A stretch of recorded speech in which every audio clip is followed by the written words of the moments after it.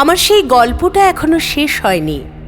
শোনো, পাহাড়টা আগেই বলেছি ভালোবেসেছিল মেঘকে, আর মেঘ কিভাবে শুকনো খটখটে পাহাড়টাকে বানিয়ে তুলেছিল ২৬ বছরের ছোকরা, সে তো আগেই শুনেছ।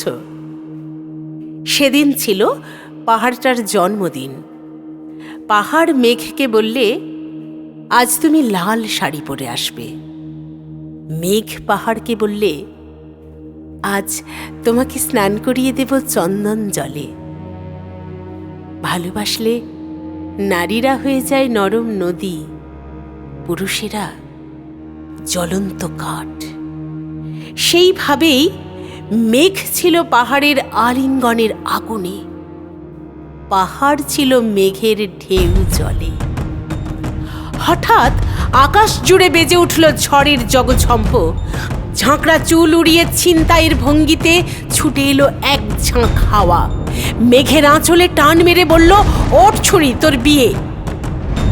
এখনো শেষ হয়নি গল্পটা। বজ্রের সঙ্গে মেঘের বিয়েটা হয়ে গেল ঠিকই, কিন্তু পাহাড়কে সে কোনো দিন ভুলতে পারল না। বিশ্বাস না হয় তো চিরে দেখতে পারো পাহাড়টার হাড় পাঁজর। ভিতরে থই থই করছে শত ঝর্ণার জল।